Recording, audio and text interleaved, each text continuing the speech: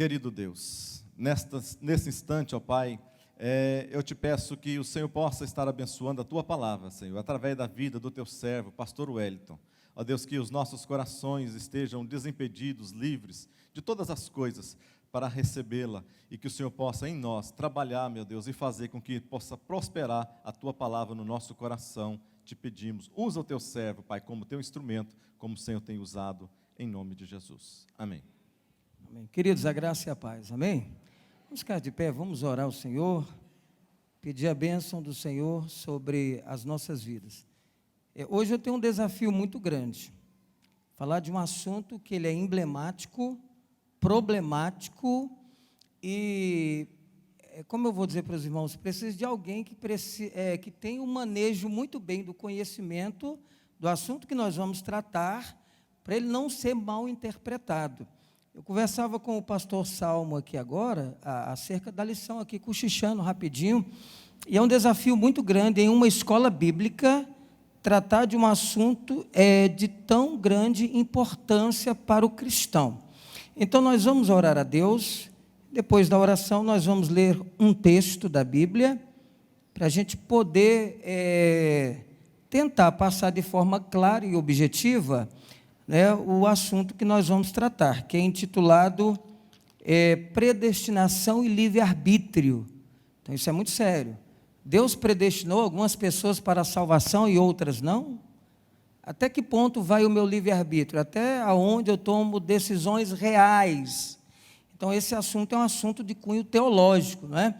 E eu até parabenizo a liderança da igreja, porque muitas igrejas não tratam disso na igreja. Então as pessoas ouvem burburinhos por aí, burburinhos equivocados, mal explicados, e ficam com uma base doutrinária um tanto quanto capenga, né? Então vamos orar ao Senhor e dar início à nossa lição. Pai, nós te louvamos pela sua bondade, pela sua benignidade, pelo teu Espírito Santo no nosso meio. Nos conduz agora de forma prudente, esclarecedora e clarificadora, para que nós possamos sair daqui com entendimento pleno, sem dúvida, sem conflitos, mas esclarecidos pelo poder da tua palavra.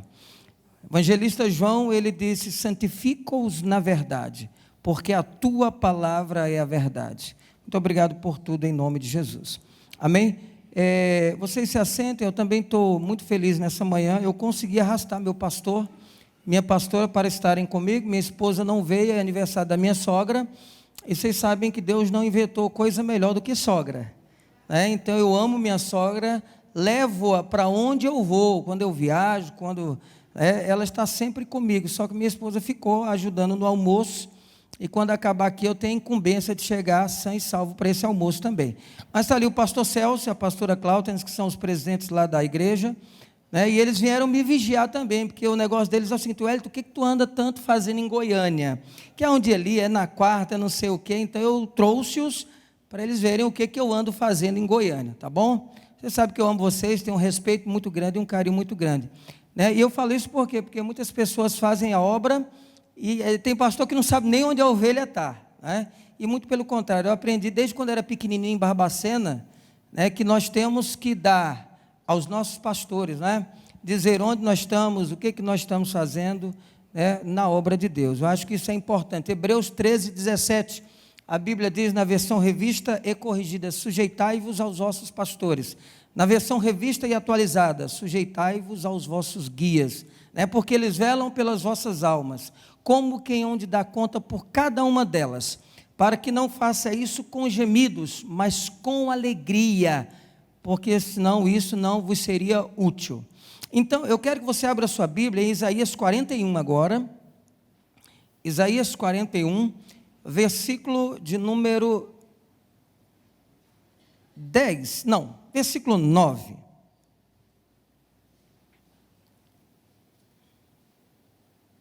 Isaías 41. Vamos fazer o seguinte, eu vou ler do 41, do 8 em diante. 8, 9 e 10. Nós vamos falar de predestinação, livre-arbítrio, e esse tema envolve uma das áreas da teologia chamada soteriologia, A palavra soteriologia é uma palavra cuja etimologia, a origem vem da língua grega, sotéria mais logia, ou seja, sotéria é salvação, logia estudo, ou seja, seria um estudo, da salvação ou doutrina da salvação. Então, todas as vezes que eu ouvi o termo soteriologia, eu estou falando de salvação. Quando eu falo em predestinação e livre-arbítrio, são temas subtópicos da doutrina da salvação. E aí, tem as doutrinas dentro da doutrina da salvação, e nós vamos tentar expor aqui para vocês. Diz o seguinte, o texto messiânico, profeta Isaías: mas tu, ó Israel, servo meu, tu, Jacó, a quem elegi semente de Abraão, meu amigo, tu, a quem tomei desde os confins da terra, e te chamei dentre os mais excelentes, e te disse: tu és o meu servo, a ti te escolhi e não te rejeitei. Não temas, porque eu sou contigo, não te assombres, porque eu sou o teu Deus. Eu te esforço, eu te ajudo e te sustento com a destra da minha justiça. Versículo 11: eis que envergonhados serão todos que contenderem contra ti, tornar-se-ão nada. Queridos, de onde surge essa ideia de predestinação?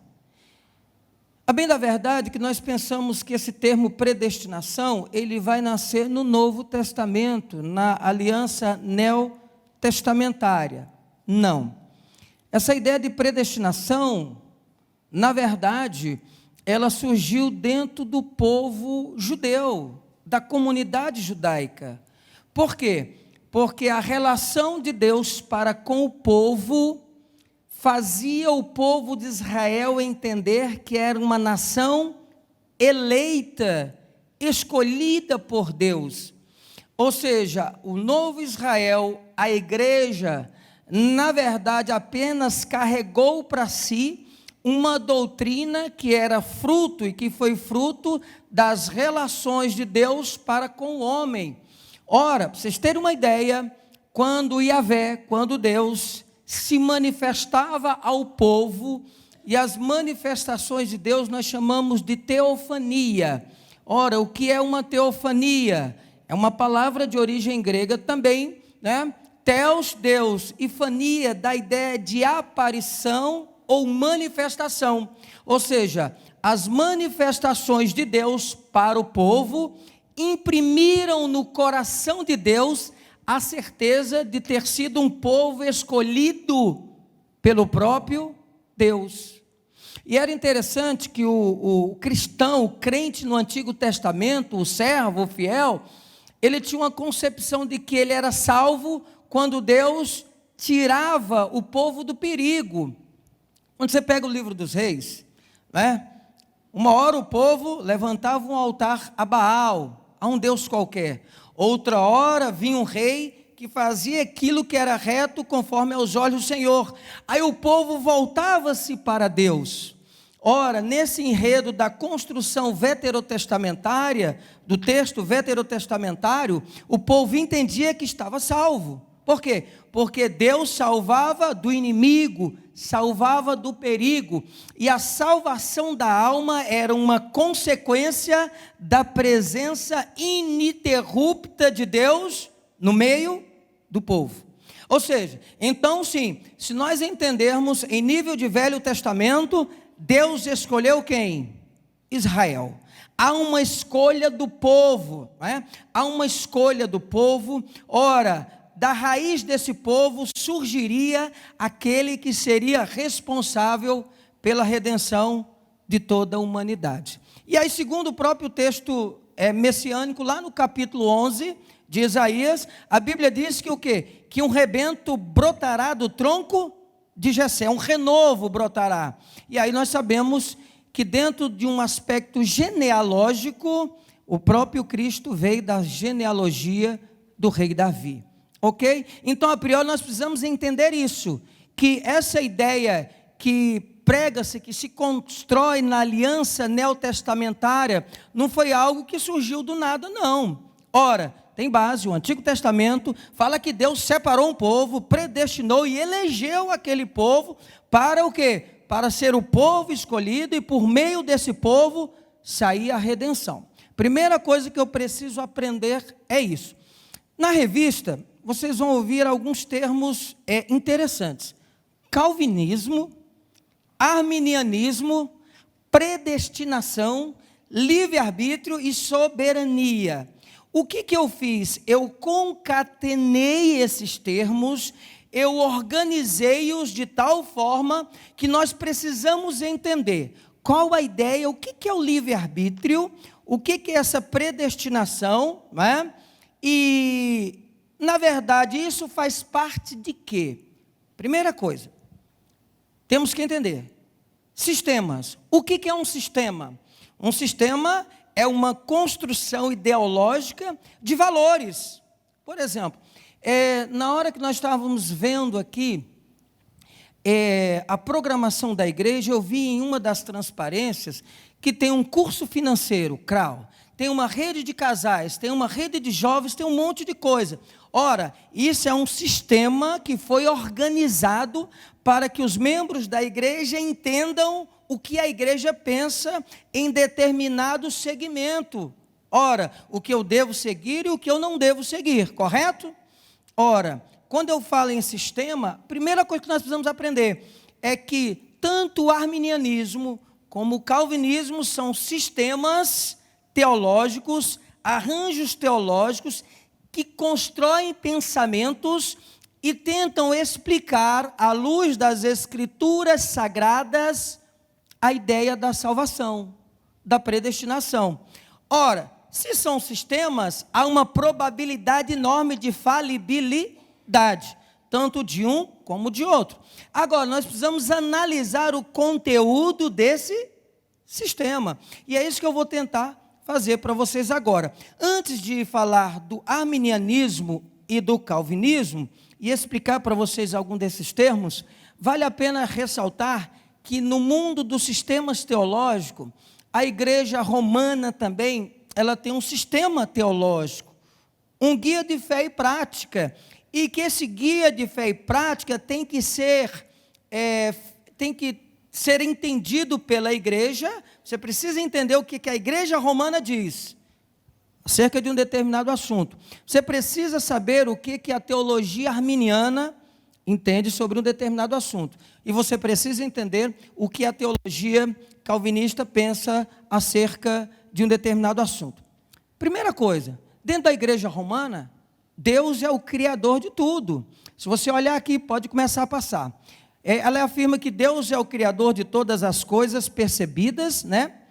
A igreja declara que recebeu da parte do divino autoridade e hierarquia, assim como a ministração dos sacramentos, né? Eucaristia, penitência, unção, matrimônio, vocação. E que Maria é considerada mãe de Deus e de Jesus. Deus tem um vigário na terra, o Papa que é infalível.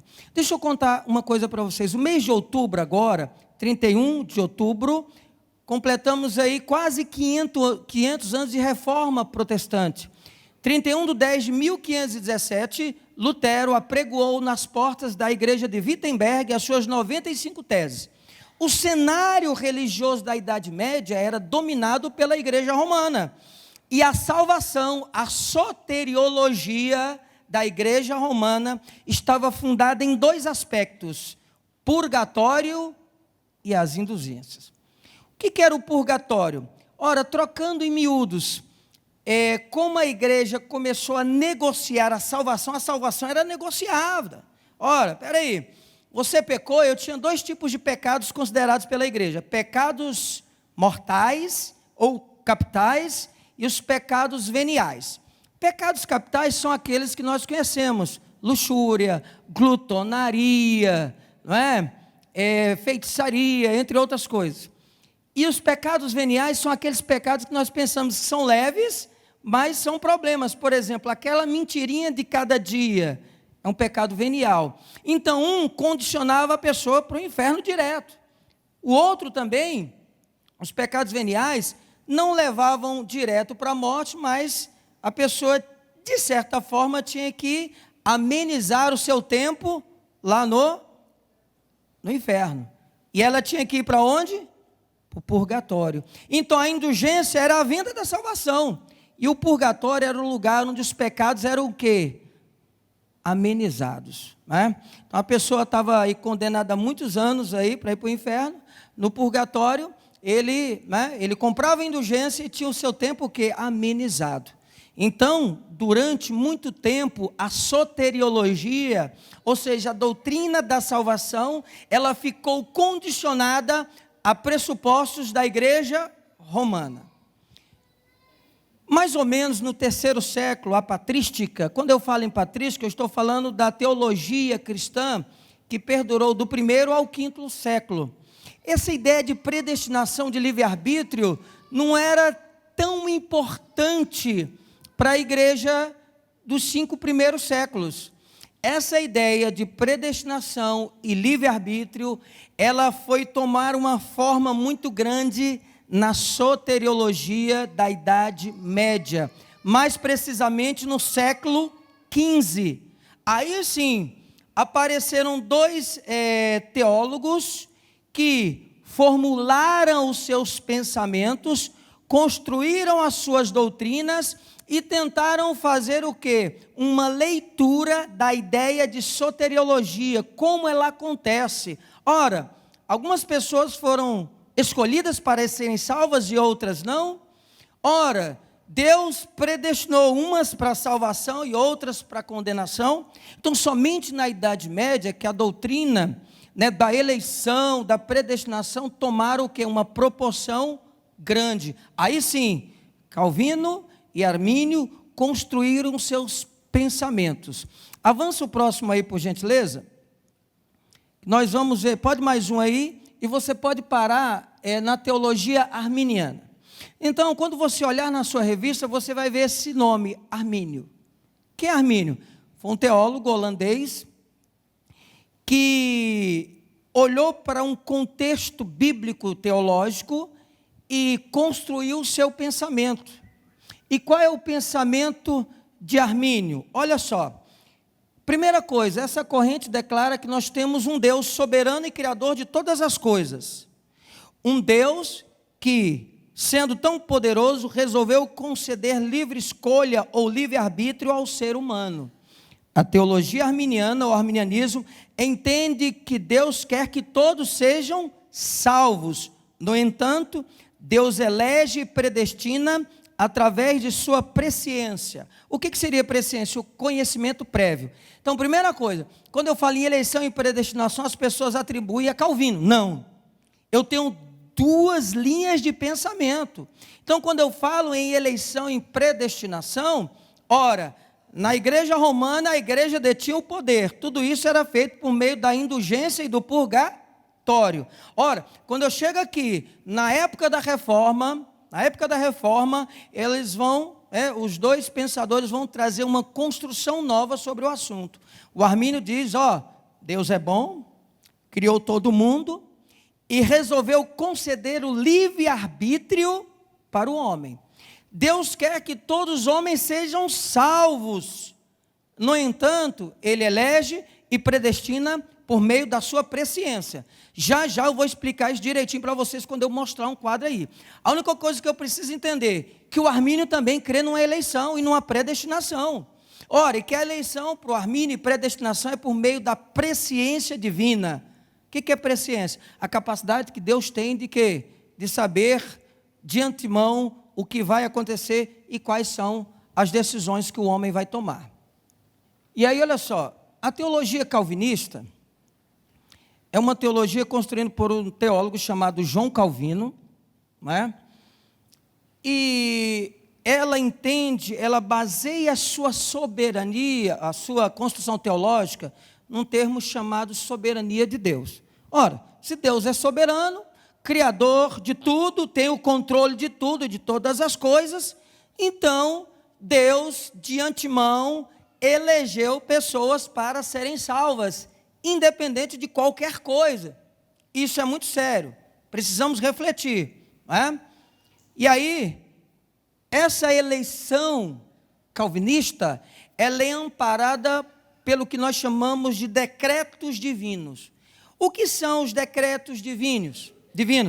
Os decretos de Deus são os desígnios eternos de Deus, pelos quais Ele resolveu fazer tudo o que acontece. Ou seja, um decreto de Deus é um desígnio eterno de Deus, pelo qual Ele resolveu o quê? Fazer tudo o que acontece. Ou seja, como Ele é soberano, Ele é autor de tudo, Ele decretou e resolveu fazer daquele jeito.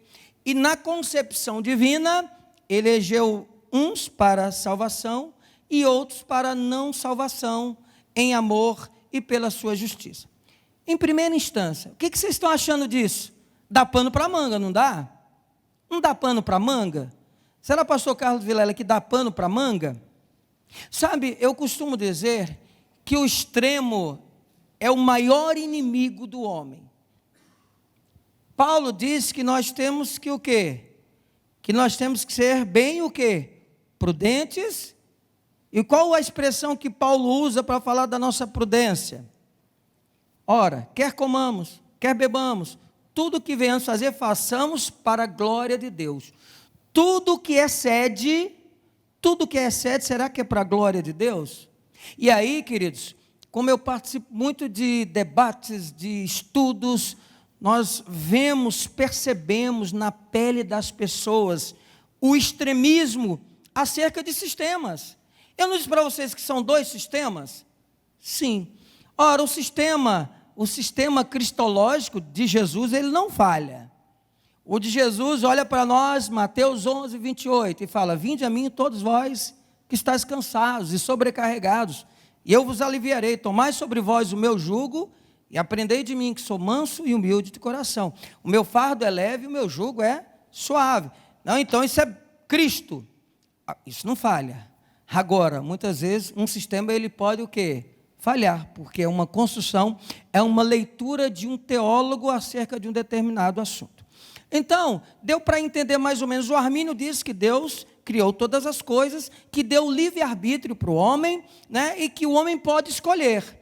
O Calvino diz: não, o homem não pode escolher, não. Quem escolheu foi Deus, a ação é de Deus, e é Deus que escolhe quem Ele quer. Gente, isso é um problema muito sério. Para nós visualizarmos melhor isso que eu estou falando para vocês, é desenvolvido um quadro, não é, que fala dos 5 pontos do arminianismo e os 5 pontos do calvinismo. E nós vamos tentar explicar de forma bem objetiva e bem prática para vocês os 5 pontos cada um na próxima transparência. Pode avançar aí, querido? E aí, vocês estão visualizando esse quadro? Esses são 5 pontos. É isso que faz a gente chorar na sala de teologia, a gente clamar, a gente tentar entender. E eu disse para o pastor, é muito desafiador falar de um assunto tão complexo, sendo bem imparcial, procurando fazer vocês chegarem a uma reflexão muito grande. Antes disso, de dar continuidade, Agostinho, que foi um referencial teológico no 4º século, ele disse que esse termo livre-arbítrio só foi aplicado até Adão e Eva. Depois de Adão e Eva, o homem não teria, de certa forma, esse livre-arbítrio. Hoje, modernamente, alguns estudiosos, alguns teólogos dizem o seguinte, que quando eu falo em livre-arbítrio, eu me refiro à questão salvífica. Por exemplo, ora, você quer receber Jesus como Salvador? Ora, nessa tomada de decisão, isso se chama o quê? Livre-arbítrio. Eu estou usando o meu arbítrio para optar ou não pela salvação. Agora, por exemplo, eu estou aqui.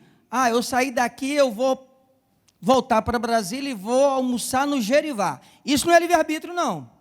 Isso é o quê? Questões volitivas. Eu tenho vontades próprias. Né? E, ora, como homem pecador que sou, a minha vontade pode ser inclinada para o bem ou para o mal. Romanos 16, 17, não tem seja excelente para o bem e inocente para o mal. Isso quer dizer o quê? Que eu posso me inclinar para o mal, que eu posso me inclinar para o bem. Isso é questão volitiva, não é livre-arbítrio.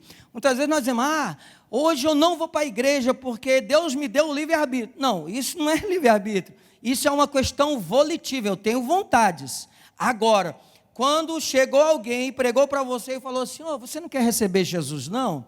Aí você fala, hoje eu não quero, não. Aí sim, é o seu livre arbítrio, porque você está usando a aplicabilidade do termo em nível soteriológico, em relação à sua salvação. E agora, vamos analisar o que esses camaradas falam sobre o assunto, que é muito legal. Olha só, primeiro ponto do arminianismo. O Armínio diz o seguinte, que a vontade do homem é livre para escolher ou não a palavra de Deus, né? Portanto, isso depende do quê? Da escolha humana. Gente, aí ele traz um texto, Apocalipse 3:20. Eis que estou à porta e bato. Se você abrir, eu vou entrar, você é contigo e ele comigo. Ora, Apocalipse. Ok. O Calvino disse, não. O homem está num estado de depravação total. O homem por si só não pode o quê? Chegar diante de Deus. Ele não pode procurar a Deus, porque ele está depravado de tal forma no seu pecado, na sua corrupção, que ele por si só não pode chegar a Deus. Aí eu pergunto, ora, mas chegar a Deus é uma questão que vai depender de Deus ou do meu livre-arbítrio? Compreendem isso? Porque quando nós colocamos os dois cara a cara, né, eu começo a perceber a máxima do pensamento de cada um. Ali eu estou dizendo que o homem tem o quê? Livre-arbítrio para optar por escolher a salvação ou não. Ora, ali eu estou dizendo que o homem, por si só, não tem condições. Quem que será que está certo? Vamos analisar o segundo ponto, para a gente tentar entender o primeiro. O segundo ponto pode passar. Aí os arminianos dizem o seguinte, a eleição, presta atenção, a eleição, qualquer teólogo sistemático vai dizer que é um ato soberano de Deus antes da criação do mundo, sem levar em consideração a nada, que ele escolheu algumas pessoas para salvação. Olha só o conceito, a ideia de eleição do Armínio, para vocês entenderem. O Armínio, ele elege por meio de um negócio chamado presciência. Não falei para vocês lá no início? O que é a presciência? É a capacidade que Deus tem de antever tudo aquilo que vai acontecer. Ora, Salmo 139, versículo 16, os teus olhos viram meu corpo ainda informe. Quando você começa a ler o Salmo 139, você vai perceber que Deus conhece o seu levantar, o seu deitar, antes que você fale qualquer coisa, Deus sabe tudo. É o salmo teológico, aquele salmo ali é o salmo dos atributos de Deus. E aí o que acontece? Ele diz o seguinte, Deus elegeu somente aqueles que ele sabia que iriam crer. Por exemplo, Deus está lá no seu trono, e ele sabia que em um dado momento o pastor Salmo de Omar, em um determinado lugar, ia aceitar de livre, espontânea vontade o plano de salvação. Aí a eleição divina foi com base numa decisão humana que haveria de ser tomada séculos, milênios e anos da vida depois. Ou seja, Deus, no arminianismo, Deus respeita o homem, a vontade humana. Compreendem disso? Porque senão, uma das objeções à doutrina da eleição calvinista é, ora, se Deus determina tudo, as minhas decisões não são reais. Ora, eu vou aceitar a Cristo, mas por quê? Porque isso já foi predestinado. Ora, será que é assim mesmo? Se as minhas decisões são reais, então espera aí. Nós temos que refletir o que eu vou falar agora. A eleição incondicional. Deus escolheu pessoas para, antes da salvação, da fundação do mundo, baseando-se unicamente no seu conselho soberano. Ora, aí ele dá um texto lá, depois eu passo essa aula para os pastores e distribuo aí na igreja. Compreende? Então, incondicional, isso quer dizer, sabe o quê? Se você quiser aceitar Jesus, você não pode dentro da perspectiva calvinista, porque se você não foi escolhido ou eleito, você não vai poder aceitar Jesus. Vamos tentar mostrar para vocês. Eu quero aceitar, chega o pecador aqui, eu quero aceitar Jesus. Não, nossa igreja é calvinista, você não pode, você é eleito. Mas o cara não sabe nem o que é eleito nem nada, então primeiro tem que saber o que é isso. Ora, de certa forma, lá dentro há uma condição, não tem condição, melhor dizendo, é um decreto de Deus. Decreto de Deus. Dentro desses decretos de Deus, que são validados pela sua soberania, a teologia calvinista, ela diz que tem 2 tipos de decretos. Quais são?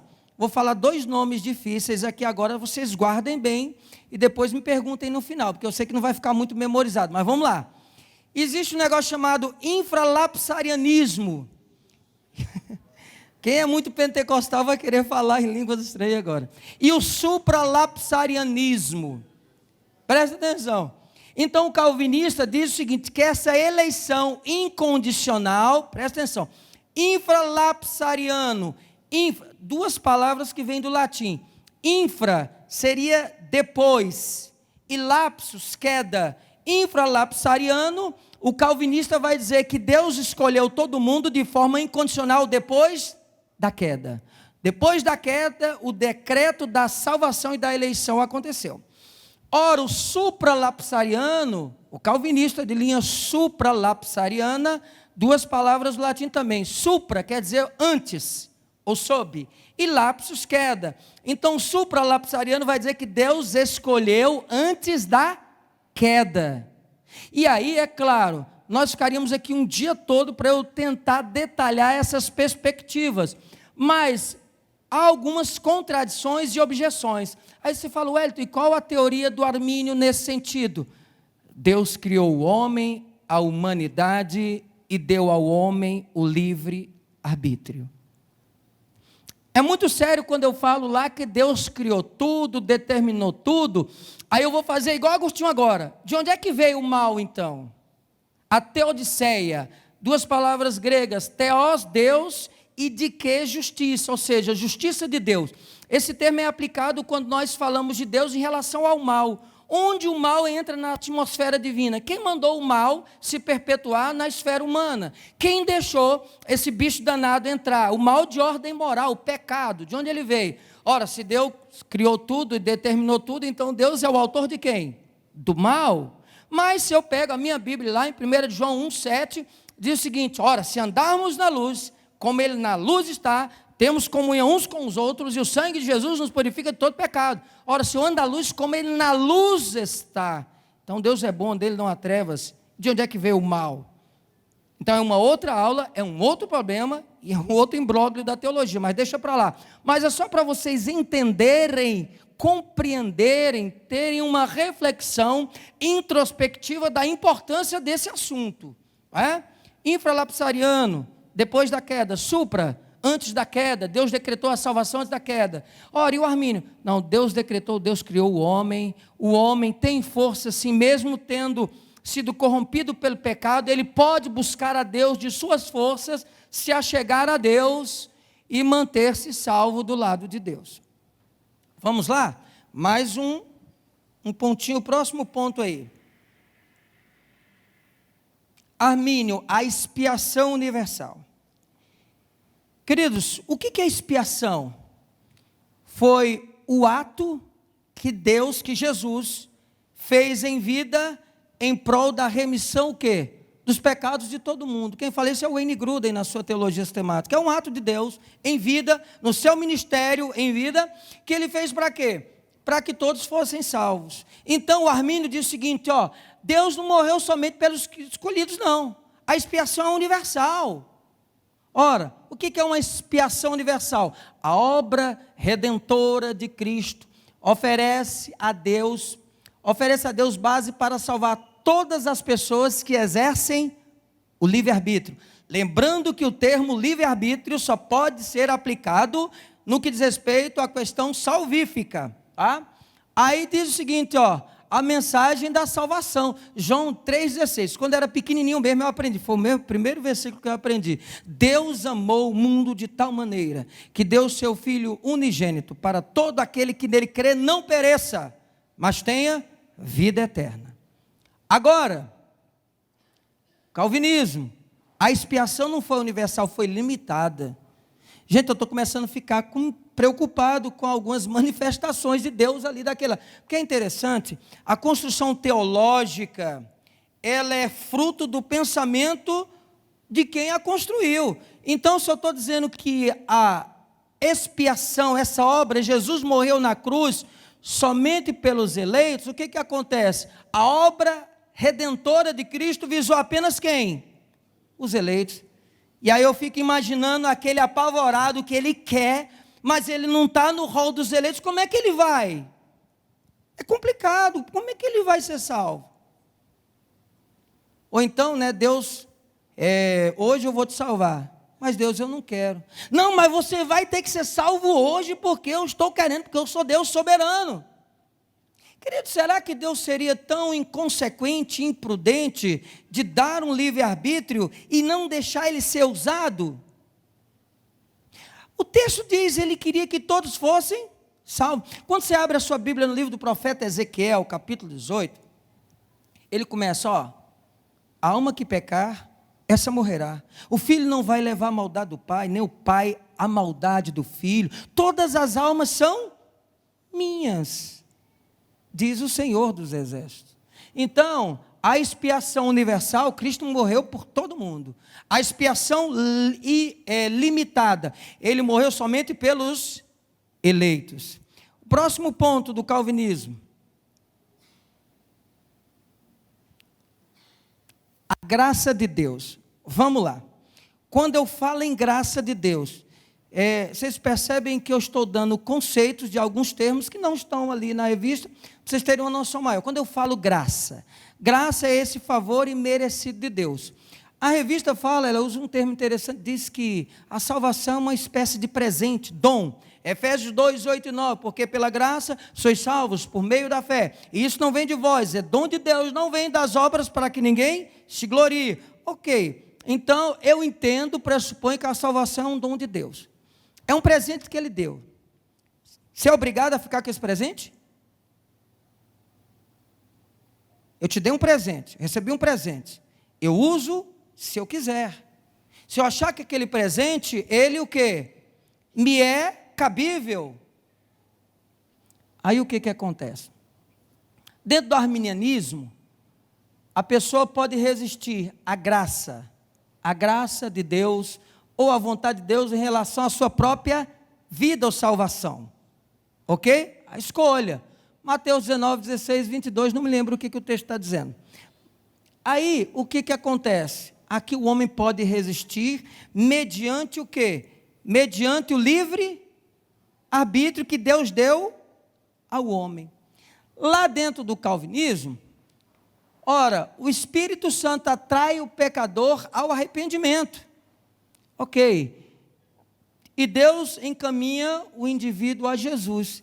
João 6,37 diz o seguinte: tudo que o Pai me dá virá a mim, e o que vem a mim de maneira nenhuma eu lançarei fora. Lá no versículo 44, ninguém pode vir a mim que o Pai que me enviou não trouxer, e eu o ressuscitarei no último dia.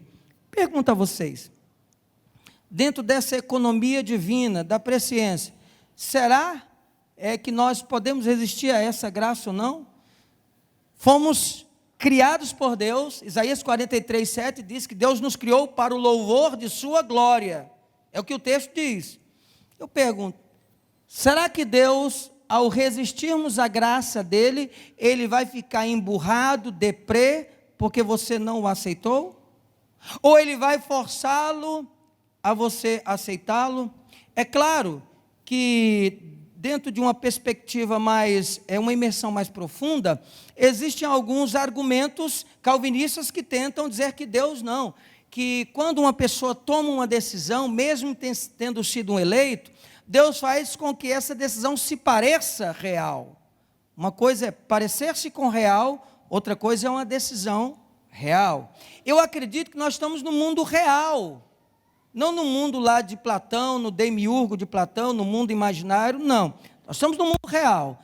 E, ora, as minhas decisões, ou elas são reais, ou elas não são. Compreende? Quando eu pego o texto e falo assim, é Deus que opera em nós tanto querer e o efetuar. Esse texto é um texto de base calvinista para sustentar o quê? Que é Ele que vai mantendo a pessoa na salvação. Aí eu pergunto, e cadê a sua parte no negócio? Como é que fica a sua parte? Ah, então Deus tem que ficar direto e você fica como se fosse uma espécie de marionete nas mãos de Deus? Cadê a nossa maioridade, não é verdade? A nossa autonomia de nos conduzirmos. O último ponto desses dois pensadores é sobre a segurança da salvação. Esse é um outro ponto muito sério para você analisar.